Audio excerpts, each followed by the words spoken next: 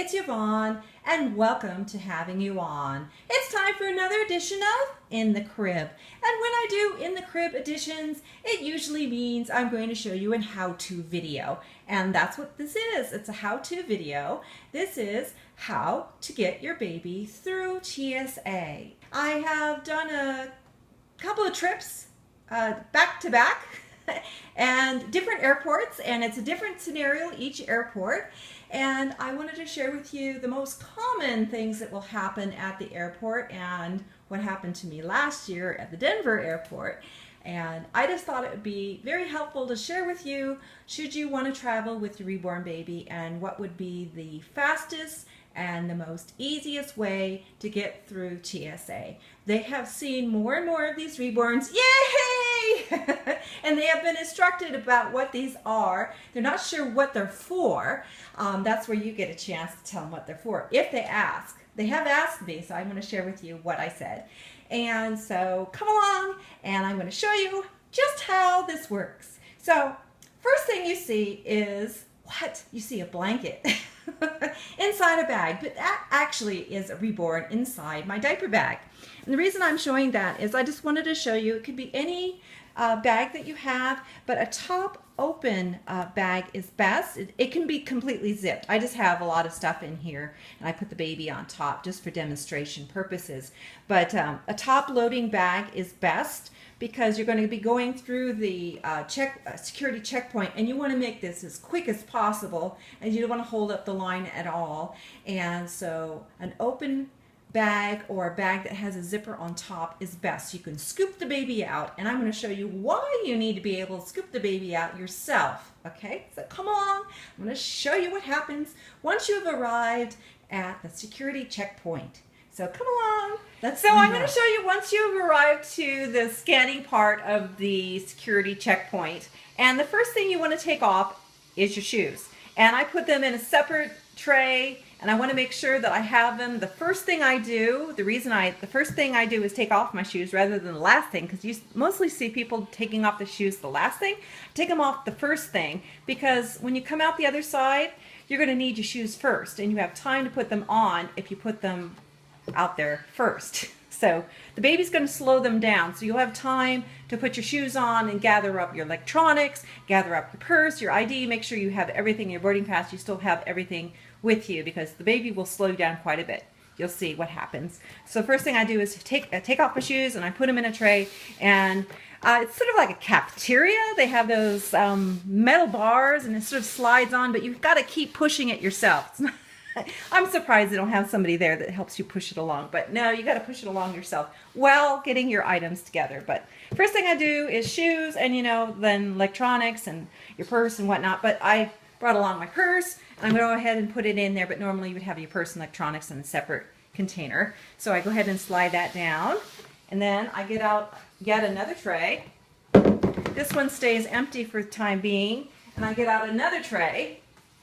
This last tray is for the baby. Yeah, a lot of trays, but they're going to need to scan everything, and you don't want to slow down the line. It actually does speed things up this way.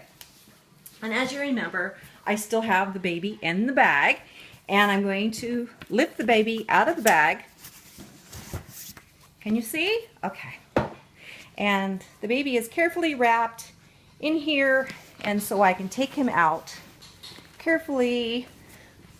And I will show you in just a moment. He is in here. He's still here. He's still here. See the baby? There he is. So, and then I'm going to take the bag. You can have it empty, whatever. You can just put the bag in the next empty bin that you already got out. So you have the bag, even if it has your supplies, clothes, anything in there, except for, don't put any bottles with liquids in there. You can just put empty bottle and stuff. You know this, right? So put the empty bag there. Then I take the baby still wrapped in a blanket, and I place it in the empty tray, and I expose the baby so they can see it. So when they scan it, they kind of already have an idea what it is. They can tell that it's a baby doll and nothing else. So, and it scans through, and I push it through. Of course, you're going to have people behind you going, oh! That happens every time. And when I went through the Denver airport, people were getting out their cell phones and taking pictures because they had never seen a reborn before. Just be prepared for all that. But usually if you're just very discreet about it and just casually get the baby out, it's fairly understandable, and you're showing everything that you had, and especially taking it out of the bag is the very best thing. Let me explain what happens when you don't take it out of the bag. When you don't take the reborn out of the bag, they'll take it out for you. On my return trip, when I came back from the Rose Doll Show, I had 2 babies in my bag and one I was carrying. So what I did was I left the 2 in the bag, and the one I was carrying, this is exactly what I had done. I had taken it out of the carrier and I put it in the tray. But I had the other 2 in the bag. And then you go over to another area, because this is going to happen when you have a reborn. You're going to go over to another area where they're going to do the chemical test. And I'll show you again what happened at the Denver airport, but I'll get to that in just a moment. But they just want to do that chemical test on the baby to make sure that, you know, there's nothing of harm there. And because it's suspicious, it's weird, all that to them. But on the other hand, they'll be taking it out of the bag. And the first thing they ask you, and I notice this is routine question, so it must be a scripted question. They'll ask you, is there anything in the bag that is fragile? Or they might say delicate, but I think they say fragile. I think that's in their script. They say anything in the bag that is fragile. And you say yes, very. And you can say that it's expensive, it's a piece of art. And everybody understands a piece of art. Normally you don't go to art museums and touch the paintings. So they understand that it's a piece of art. So when you say it's a piece of art, they understand to treat it delicately. And you've already mentioned that it's expensive, so they'll treat it with care. But it's much easier for you to take it out for them ahead of time and place them in separate trays. That's what I did in Denver.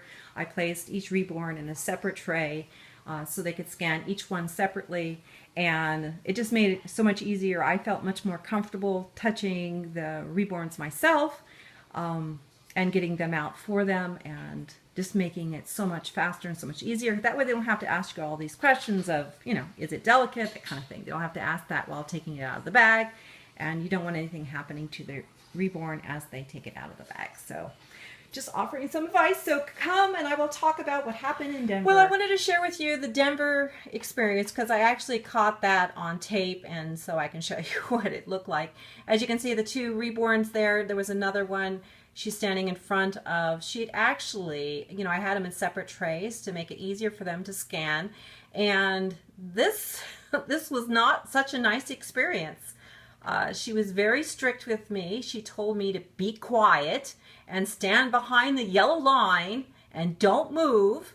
And while she took the clothes off my babies and did the chemical test. But the Pittsburgh airport and the Salt Lake airport were much nicer, much nicer, a much better experience. I don't know what's happening, whether or not they're seeing more of these reborns come through or not, I don't know, but it is different experience in different airports. They all have procedures in which they have to follow, and they're all the same there, but as far as their personalities, they're all different, and you will get people that are really nice. And at this particular airport, the Denver airport, she was not so nice. She made me stand behind a yellow line, and she yelled at me to be quiet. And I don't think that's part of the procedure, because I've never run across that since. At the Salt Lake airport, they had you right there while they did the chemical test, and they asked you questions. When, you know, I didn't at that time because I had 2 of them in the bag. They took them out, and they were very careful about removing them from the bag. But again, I think it's just better if you remove it from the bag yourself while putting it through the scanner, because then it just speeds up the line. It's already going, and you know they're going to take the trays in whole over to their area to do the chemical test. And it was very nice experience in Utah. They're curious about it and will ask you more questions, and a much better rapport, except for this Denver airport. I hope we don't have to go through this Denver airport again, but particularly with this person there. But I just wanted to share with you, it's best to remove your Reborn from the bag and place it in a tray ahead of time. Yeah, and it's not so bad. It's not so bad, quick and easy, and they're just doing their job, and just be polite as possible. And they will, at the Utah airport, they did ask me, what do you need them for, or what do you use them for? And I explained, well, they're a piece of art. And then I said they're also used for therapy dolls to distract from pain and comfort for anxiety.